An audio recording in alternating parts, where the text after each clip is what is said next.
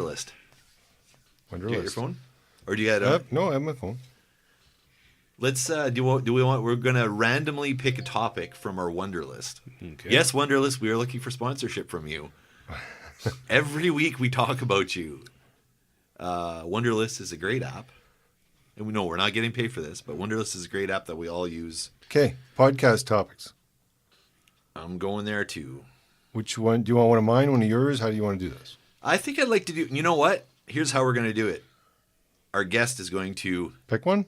pick one. Oh. Scroll up, scroll down, pick one, and we're going to talk about it. There we go. Do not grab one that's starred, because those are guests that we're trying to get on the show, or that want to be on the show. So you scroll up or down, and then pick one of those topics, and we'll talk about it. Okay. I think most of the ones I put in there, the ones that Those are fun. that don't have stars on them. And you don't even, it doesn't matter if you know what it is or not, because sometimes these are vague, but that makes it kind of fun. Wow. This is tough. Can I see the whole thing here? Yeah, scroll up or down. Yeah, you click on it, and it might give you some description. Let's see here. That's a motherfucking Slurpee.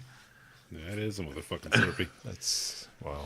Hey, while JP is going through the list there, KeyCon's coming up right away.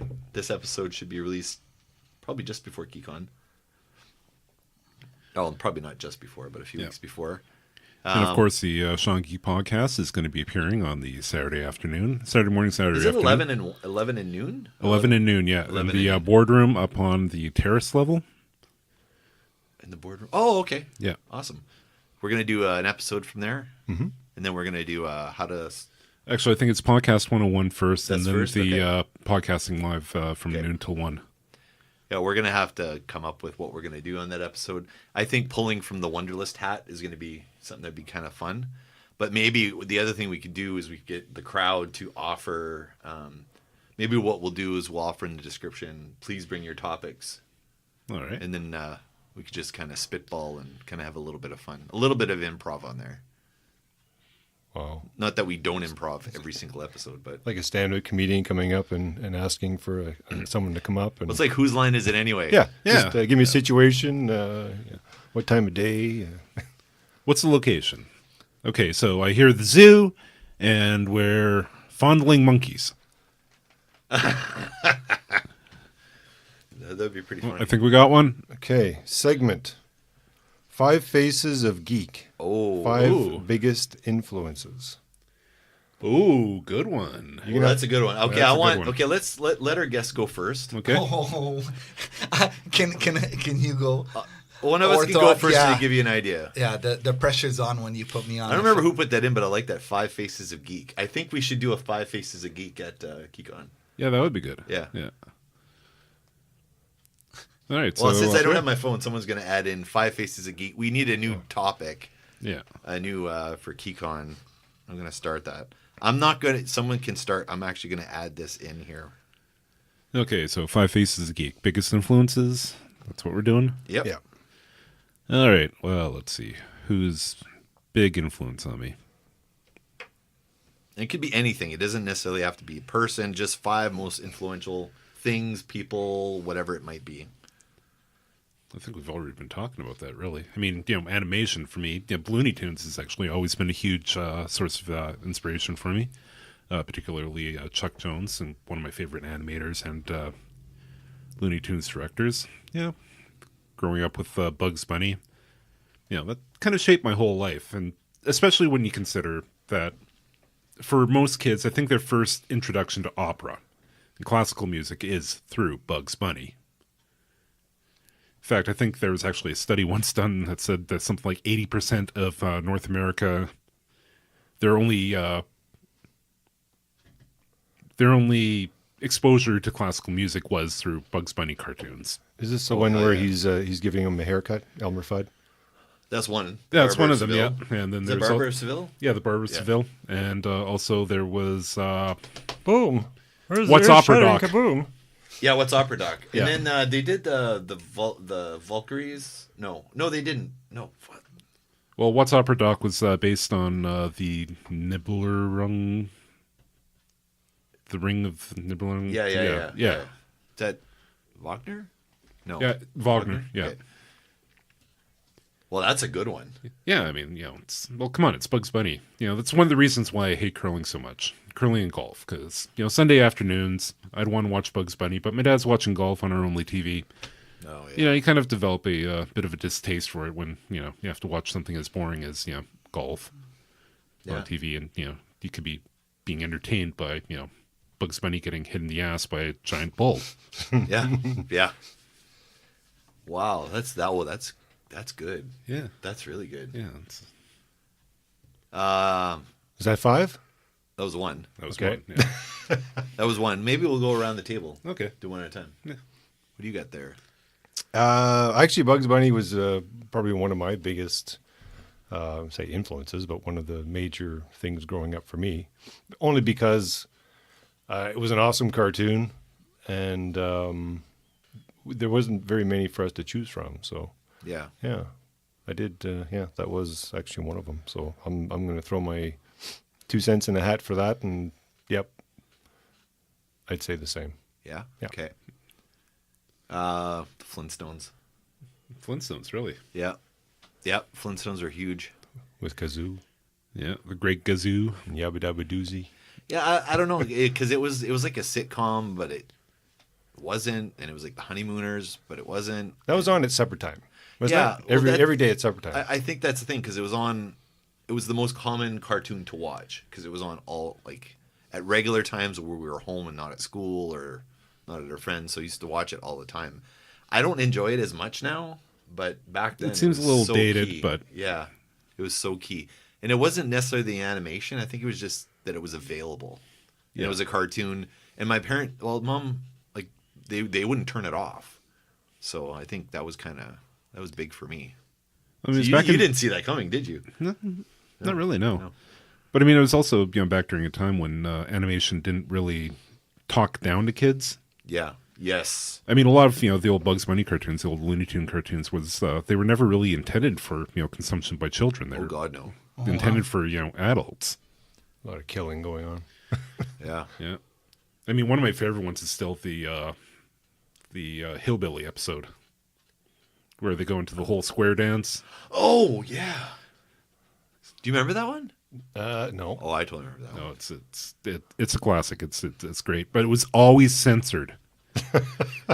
Because Bugs Bunny's basically he's making these two hillbillies whack each other over the head with fence posts and wrestle and fight in the puddle of mud and try to drown each other.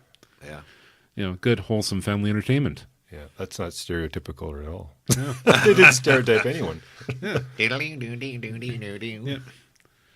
Actually, at my cousin's wedding, going years back, remember, they had a live band playing, and I look up, and the lead singer is wearing these fake rabbit ears and these buck teeth, and I'm like, what the hell's going on? And then I realized he was singing that song from Bugs Bunny. That is awesome. Yeah. JP, Oh man. it's something you geek out about. It doesn't necessarily have to be nerdy, but Could be like it's wrestling. something- Yeah. Big fan of Adam Sandler. Just his movies. Anytime they're on TV, I'm glued to the television. I don't know what it is. Billy Madison. Oh man, O'Doyle rules. Stuff that. I don't know and even though some of my friends are like, Jack and Jill was not the greatest film, but I still enjoy his comedy. I know what I'm going to. That's what bothers me because they like to rip on him a lot. Yeah. But if you've seen Adam, They always say he's safe. yes. But if you look at Punch Drunk Love, what a performance! That's a 2002 movie where he's playing. I don't know if you guys saw. Punch I have Drunk not Love. seen that one yet. I've You seen need a to lot of watch his that. films. It's on. It is on Netflix. Okay.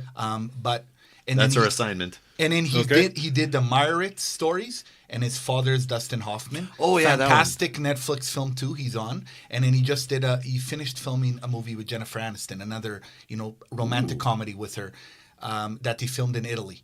What's great is Adam. Wait, if 50 you're- First Dates, is that him? yes. And Did you ever Yeah. see that movie? I don't think so, no. I love the soundtrack to that too. 50 First Dates. Did you see that one? Which one? You know what I'm 50 talking about? First Dates, yeah. 50 First Date. Yeah. I love that movie. Drew Drew Barrymore in Barrymore? it. That's a and- great. That was but excellent. not only wedding singer, Oh yeah. You know what I mean? You can't take off that shirt so you don't jinx Van Halen or you don't jinx the band. Remember? And then he goes. Then the little kid. Remember, he has go back to your basement or remember because he's wearing the Freddy Krueger mask. The kid. Yeah. And then the kid is swearing at I forget Julia Bagulia, and then there's so many different lines you'll have when he sing. I love it, man. And he's singing, loses it. Happy Gilmore's my favorite. Happy Gilmore. When he's wrestling Bob Barker. That's a classic scene. Yeah. The price is wrong. Yeah. You couldn't hit the side of a barn. Yeah. Gonna get it now, Bob. Yeah. But you have Waterboy. I love Waterboy. Yeah, Waterboy's what good. did you say? A lot of wrestling people in there too. Yes, Yeah. and he loves wrestling. That's why yeah. he puts into, and he loves the 80s, right? You'll have different shticks from the 80s because he's a big. But I don't know. He makes me laugh, man. Always been a. What do you big guys fan think of Adam Sandler? Obviously, Todd likes a couple of movies. There. What about you, Corey? Honestly, I've never really been a huge fan of his because I do find a lot of his stuff repetitive. But I do have seen quite a few of his movies, like some of the early ones, like I said, The Waterboy and Happy Gilmore, and I did enjoy them at the time. Yeah. I came back around when I had kids. It's kind of weird because I thought he was hilarious, like out of the gate with Waterboy and Wedding Singer, Billy Madison. No? Yeah. Were you? But then I fell off, and then I had kids, and now when I see his movies, he has a whole dad vibe. Yeah. And it's like he it's plays not, the dad. Yeah. Well, it's not funny Now that he's older. but it's like humorous because I'm a dad, and the comedy is relatable. It's not necessarily funny, but it's like, oh yeah, I know what you. And I'm actually enjoying his movies now more than I did before. But remember, he's older, right? You're not going to stay as. But an actor has to grow. But that's the Adam Sandler that people don't like, and that's the Adam Sandler I actually do like. Yes, they're safe movies. Yes, they're somewhat predictable, but there's a charm to it that he didn't have in his early movies. It's a different kind of charm, I guess. And Sylvia and I like, Adam Sandler movie, we'll go watch it. Like, he had that one with Kevin James. Kevin James. Yeah. We love Chuck Kevin and James. Todd? Yeah. Chuck and Todd? We like Kevin James movies because it has that same, he's a dad. Yeah. Maybe it's not super funny, but I can relate. Yeah. Actually, I think I like more of Adam Sandler's, stand-up stuff, and some of his. His stand-up is great. It's his great music stand-up as well. Did you see? And his what, sorry? And his music. Oh yeah. Did you see his stand-up? His special for Netflix? Not yet. No. Okay. It's on our list. He did also to his friend Chris Farley. He did a song in memory of him. No way. Yeah, Oh, it's okay. really nice. It's very touching because Anyone I else love see that? Farley too. Yeah. No, I haven't.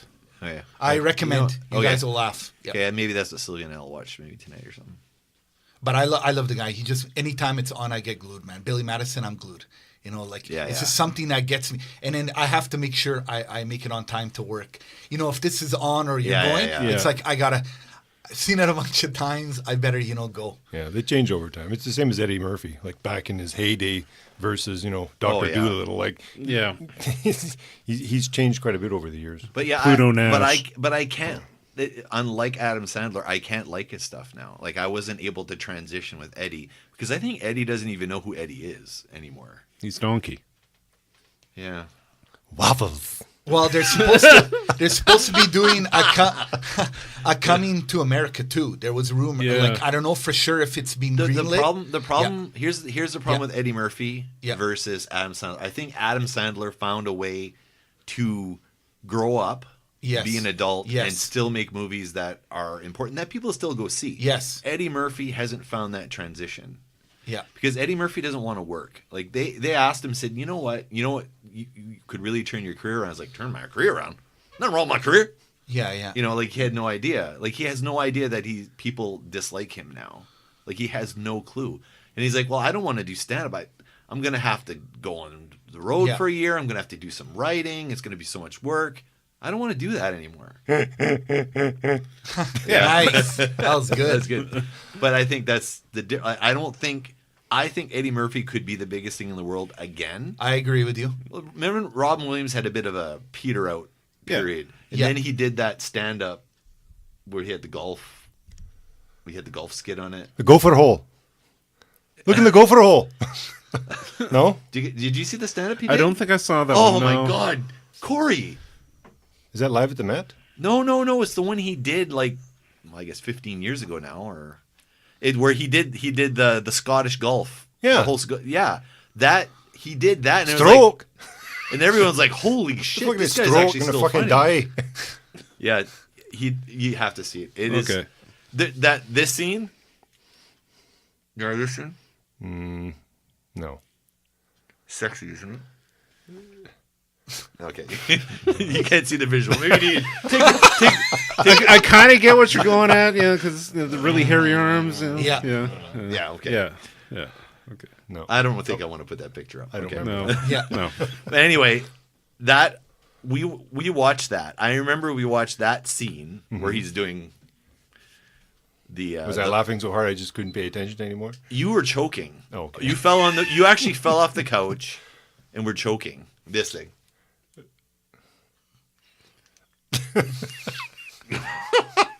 You actually were choking, and Mom's like, "What's wrong with him?" What's wrong with him?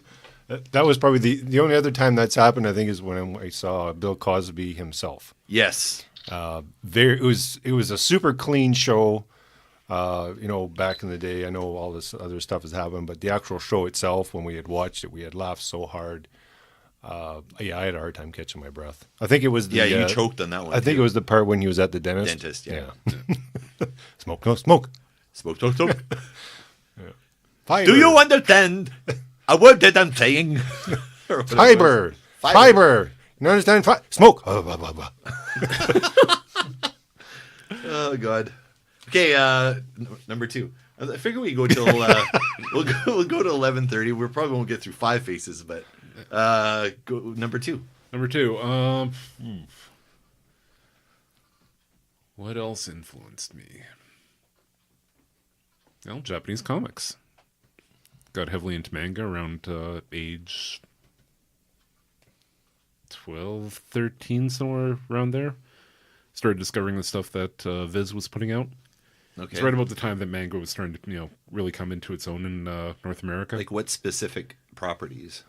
You talking like Sailor Moon type? No, we're talking like good stuff. Okay. Yeah. Is there anything you can reference to say that, Well, I mean, one of my first comics that I really started collecting was Nausicaa of the Valley of Wind, which was done by Hayao Miyazaki. You've probably seen a lot of his films, from Studio Ghibli, Spirited Away. How the hell Spirited am I blanking? Yeah, I saw that one. Yeah, The House of Moving. Howl's Moving Castle. Howl's Moving Castle. So what part was it that you saw that you went and you had the epiphany? Well, I think it's, it was never what was the first actual thing? Oh, Do you remember? not offhand. Actually, I used to like watching Japanese cartoons as well on, because the French channel would be the one that would be showing. Exactly. Yeah. Like they had Captain Harlock on there, Yep. and a couple of other. Damn it! That's my next one. Oh, really? Captain Harlock, Yeah. Captain Harlock. Yep, that's what it was. Captain Harlock. Yeah. Yeah. But yeah, it's. I But mean, like I was Robotech. never. Was Robotech in that purview or no? It started. Well, yeah, because I mean, Robotech started coming out around that time, and I mean, I was never into mainstream comics, right? Yeah. Enjoyed. I would read mainstream comics every once in a while, but for the most part, actually, I always gravitated, towards the alternative comics, and because of the differences in storyline, it wasn't just 2 guys hitting each other with skyscrapers. It was, there was a story there, and I'm just waiting to see if I can actually make Sean angry. No, I'm fine with that. I actually don't read mainstream comic books anymore. Yeah. Like I don't. But anyway, that's good shit though. Like Yeah. I think that's one of the parallels because Captain Harlock was one, and Robotech. I watched the crap out of Robotech. The one that was more soap opera-y, Yeah. and it was like every day at lunch. I used to watch it. I think I only got Richard's it on House or Saturday something. mornings. I didn't get it on. there was every day. one. It was almost serialized, but it was like 20. I don't know. I can't remember now. But I can't even remember which one it was to be able to find it, watch it again, which I'd love to be able to do. Yeah, that's probably my number. Yeah. My number 2. Todd? Cool. I'm going to skip right to my major influence, which is basically music and guitar. And when I first started, It was actually with you, actually, because I had a clip of when I was playing. I had an acoustic guitar, Oh yeah. and we were playing, and you were singing in the background. That was kind of like the beginning of it. And this thing was like a 3/4 size or half a size guitar. Like it wasn't even a full size, Yeah.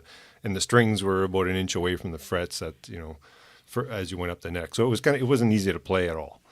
And then from there, I had gotten Uncle Junior's borrowed his Telecaster, and he had a basement amp. Where is it? Actually, it's on my workbench downstairs. Okay. Yeah. So 1950s Telecaster. Wow. 50s. Was it 50s or 60s? Um, I always thought it was 50s, 60s, but no, it's 70s maybe? probably 60s, 70s. Yeah. yeah. So it was a Mansfield, and this was built. And I took a look to see if I could, find where this thing came from. And I guess there was a little shop in the Maritimes, and that was kind of their home brand type thing. So that's where he had gotten that. So they used to have parties and stuff, and used to bring the amp and the guitar and stuff. And then I guess I was looking to get into it, so I had borrowed it, and I played it for years until I had actually gotten an actual Stratocaster. Mind you, it was a Squier, but it was an SQ series, which was made in Japan. So when I was trying to learn songs, and my biggest influences came from actually our cousin Randy, and we had discussed this before regarding Rush, and then I had heard the Van Halen, and then I was glued. And from there, it was like, okay, well, I wanted to try and play these things, but when you're that age and you're playing with single coil pickups, it doesn't sound the same at all. Mm-hmm. Plus, you don't have any pedals to really, it's whatever the amp does. And, in a basement amp, if anybody knows and everybody played one, you have to, crank it up pretty high to get anything, to sound any type of distortion at all. So what I used to do is I used to take a Walkman. Well, it wasn't a Walkman. It was it was the one made by Sanyo. Oh, yeah. So what people were doing was they would take a song and it would slow it down. But I couldn't slow it down. So, of course, ingenuity, you try and do what you can, right? So I open this thing up. So I go to the motor portion of it, and then I put a rheostat on it to try and bring it down a little bit so that when I could play and practice, I could try and practice at a slower so I could, This is why he's our tech guy. Yeah. Like, isn't this crazy? I'm just sitting here and it's like, But whoa, put a rheostat on this. Holy shit. Keep going. I want to hear the rest of this. This is awesome. yeah, so then, of course, the wire that I used was way too big, so it just sucked way too much power. But eventually I got it to kind of work, and then I would just kind of take it apart and put it back together normal so I could just, so I wouldn't ruin it. And then tab came out later on, and I tried to figure out, how to read tab because I couldn't read music at all. So any Van Halen books I could find that had tab in it, I'd buy them. The last one I bought actually is the digest, and it's probably about 6 inches or so thick, and it's got every Van Halen song done in tab. But the thing is that the pages are so wafer thin that you can see the printing on both sides, so it's kind of hard to see the actual tab itself. But so that was Papyrus. So as for influence, It was scripture for you. So I guess it's all kind of like our whole family's kind of musically inclined, and to get into that was kind of one of my big influences. Was kind of the parties that happened and kind of got you into the music kind of thing. And Dad played bass, so he played bass almost every day through we had one of those old consoles that was actually a tube. It was run off of a tube amp, and this thing had the sweetest sound when he played his bass. And then we bought one of these Candle or Lloyd's or Yorks or whatever it's called to replace it. Piece of crap. Yep. You could not. It sounded so fizzy and sterile that it was just ridiculous. Yeah, because you could plug into that old record player. You could actually plug your amp or your guitar into it, and play along to the radio or the record. So it all came out of the same and it was a tube. Yeah, it was like a tube amp. Yeah, it sounded sweet. It sounded really good. And that was my introduction to tube amps. Not realizing later on in life because I had used the Fender Basement. And then from there, I had a PV Renown, which was way more powerful, but it was too fizzy sounding. Yeah. And I didn't really realize that until I had played another tube amp later on, going, yeah, okay, now I know what the whole deal is here with the tube amps, but It's much fuller sound, much. yeah. But now technology. Right now, I've got a Yamaha. Was it TH10X? I guess is what you call it, and that thing is just sweet. I wish I would have had one of those back in the day. So now I just have those plugged in. If I want it to go louder, I plug it through my studio speakers. And I sometimes have a hard time differentiating the sound coming from the amp versus the music that I'm playing with. Yeah. It's that close in sound. It's awesome. Je t'appelle? So does this influence have to like when you're a kid, or can it be whenever in your life? Well, whenever in your life, but it's like has a distinct.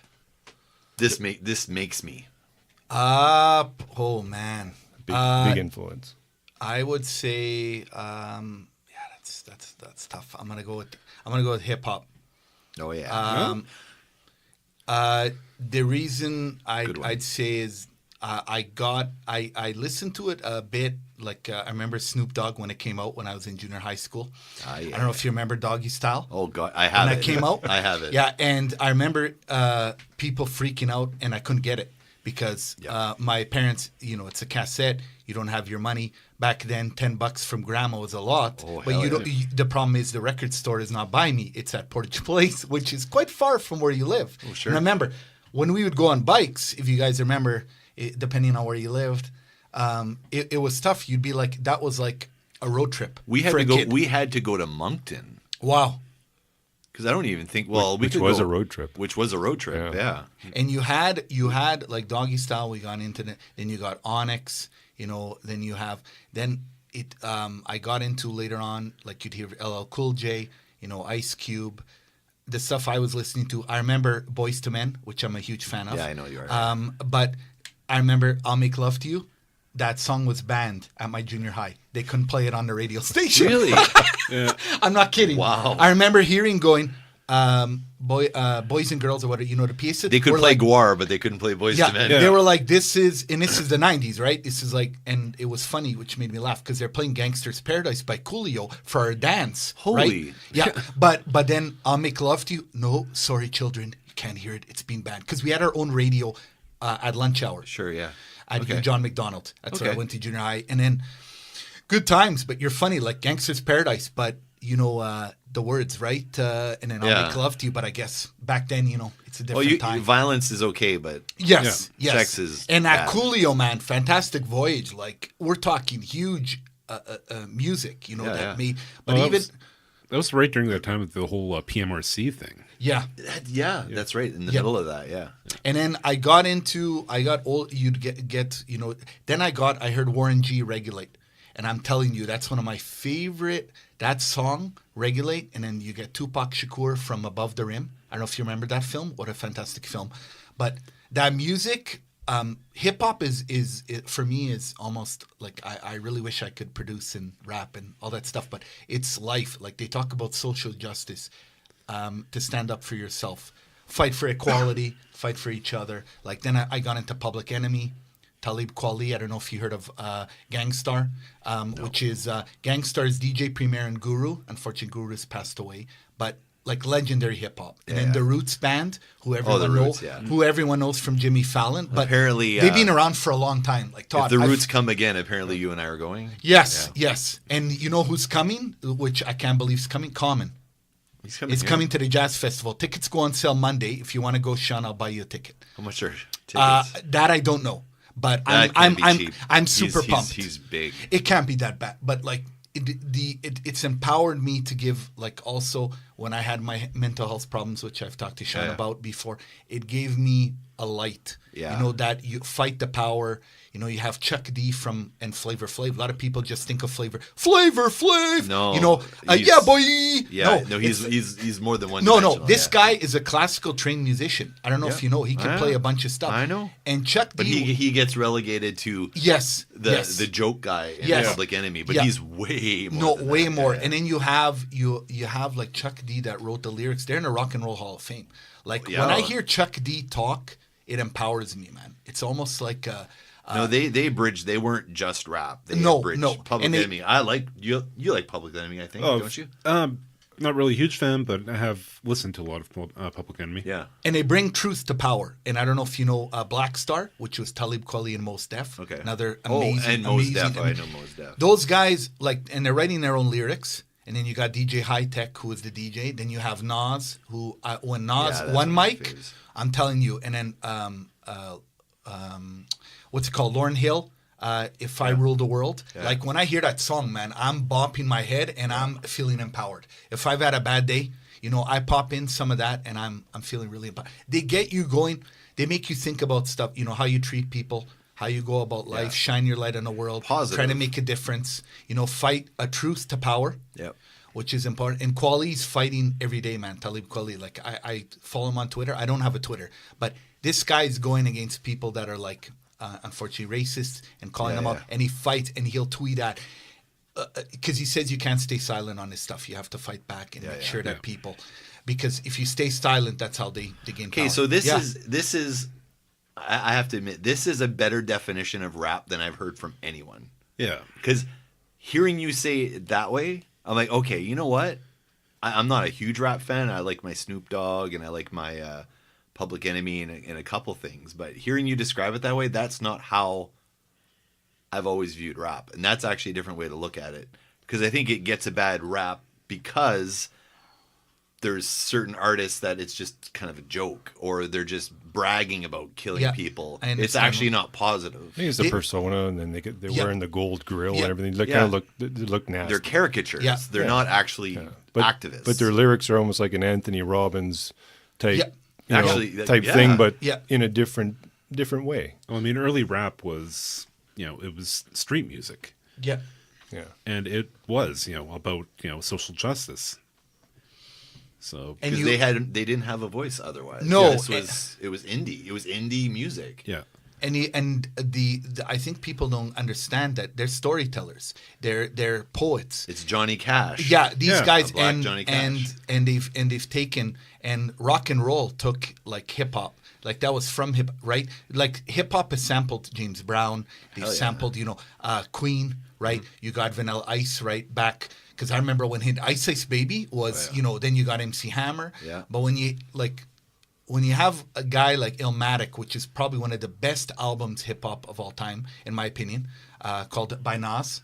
And You're going to be sending me links to this stuff so I can put it in yeah, there. so you have where it's just it makes me, it shines my light as a human being that there is more to life than just yourself and your little clique. It's trying to make a difference, and even if it's a little, to make a smile on the face, saying thank you or opening a door for someone, or coming on this podcast where you guys have shined a light too, all three of you. On myself as well. This is invigorating too on a Sunday morning, gives me energy. Yeah. So it's like listening to a hip hop song. This is important to have JP here because I know you guys kind of half met him before, but Todd, I didn't get to the thing, the New Brunswick. That's awesome, man. And a wrestler, like your family. I wish I could write a book on your family, but that's cool. Our family's That's Well, so why cool, can't man. you? Oh yeah, What's that's stopping true. you?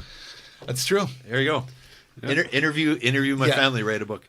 Yeah. I think you're very. It's 11:30, so maybe we'll start capping it off. I want to make sure we do call outs and whatever, but that's why I wanted to have JP on the show because he's one of the most positive, enlightening people that I know, and I wanted you guys to meet him properly and kind of have him in this forum. And he loves my burgers. Yeah. Yeah. Oh, so good. So good. So good. Yeah. It's I think people, until you actually get to listen, there's tons of artists. Immortal Technique's another one that fights for social justice, great lyrics. And if you listen, there's always a message, and hip hop is not just, it's a way of life too for a lot. And they're talking about what they've gone through. A lot of these songs people don't understand, that it's what they've gone through, their community. You know, want to speak up, and I love it. It's just something. You have Ice Cube, Arrest the President. He has a new album. It's called, Everything's Corrupt. It's so good. And when Ice Cube, those beats, man, it hits you hard. It's like almost a punch to the mouth. Yeah. But it's like, oh damn, I'm feeling good. I was down. I had a bad day, but you listen to a little Ice Cube. Brings you around. Yeah. What a good way to end this. That's actually very sweet, super positive. So, where can we find JP? JP, do you have any social media presence? I don't have Facebook anymore. I saw that. I got hacked, and then I decided, you know what, I'm done. But I just have Instagram. Just have Instagram? Yeah. And where's your... Do you want people to see Yeah, your that's Instagram? okay, yeah. Okay, what's your Instagram At address? Bifana Boy 204. Yeah. What's a Nice. Bifana? I know what it is, Yeah. but you you spell elucidate.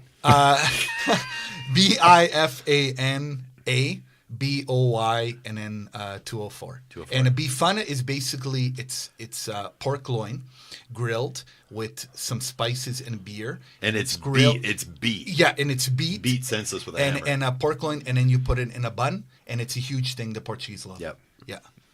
I'm amazed that wasn't taken already. So it's kind of a Yeah. Portuguese sloppy Joe. Yeah. Yeah. Actually, yeah, it's got that sauce. Yes, it's yes. not a sauce, but No. it's more like a garlic Yes, butter yeah. kind of thing that Yeah. is cooked in. Sounds pretty damn good, actually. It's freaking amazing. It's amazing. Sean knows. Oh, I've had Yeah. thousands of them. Yeah. It's so good. Maybe we'll have to, for the podcast at KeyCon, we'll have to order some Bifana. Oh, yeah. And Oh, I know yeah. places that can. You should can- come down to KeyCon, man.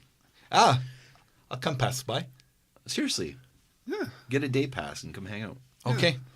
I think you'd have a good time. It's KeyCon, well, the principle of KeyCon is it's accepting of everyone. Okay, It's- cool. And that's what I like It's about about community. Nice. Nice. it. Where can we find Todd on Twitter? You know what? I think I set up an account way back when it first came out. Yeah. And I may have it on my phone, but that's not something I've ever really used. When you get around to that, we'll do that. I do have an Instagram one, but I don't really post anything. So I just used it so I can see my grandchild and Oh, yeah. my kids and Yeah. that type of thing. Taves? All right. Well, of course, we got the Real Meet the Geeks at Facebook, which is where Well, all of the magic happens. all the Sean Geek stuff goes through there. Yeah. Yep. Cool. We've also got Meet the Geeks Twitter, which is I think MTG Comic, Yeah, MTG Comic. which should also be featuring Sean Geek stuff now. Yeah, I got to start Yeah. transcribing over there. Yeah. We've got an Instagram, which is I'm actually not sure. Look for the link in the description. Yep. I'll have it in there. It's always the easiest way to do things. Just look for the link in the description. You're going to be going through a lot of links, actually, I think, the videos and everything. Yeah, and we got the MTG YouTube channel. Yeah, we got the Meet the Geeks YouTube channel. Starting to try to get a little bit more content up there right after I figure out what the hell's going on with my But microphone. You can get everything through the Facebook page. Yeah, though, just 'cause go to the everything- Facebook page. You'll find find everything everything there. including all the Sean Geek stuff. Yeah. And Sean Geeks at seanmcginity.ca. You can actually listen to the podcast there, or you can go to seanorama.podbean.com. But you can just do everything through the website. It's a Sorry, little was easier. that seangeek.ca? seanmcginity.ca. seanmcginity.ca. Yeah, That's Sean right. McGinity. Now, don't forget that's SEAN, not SHAWN. Yes, correct. Yeah. That's And McGinity- Sean, not Sean. Yeah, and it's exactly. McGinity, not McGinty or McGinnis or McGillicuddy McGillicuddy. or whatever. McGillicuddy. Mr. Perfect Son. McGinity. There's 2 I's, 1 N. Our grandfather used to say, "So, how you doing there, McGillicuddy?" Yeah. No, it's not. So you'd have to correct him every time you'd see Yeah. him. But Yeah. trying to be funny. Anyway, this is Cool. fun. We'll do this again, and we'll see you guys on the flip side. Alrighty. Sounds All good. right. See ya. See ya.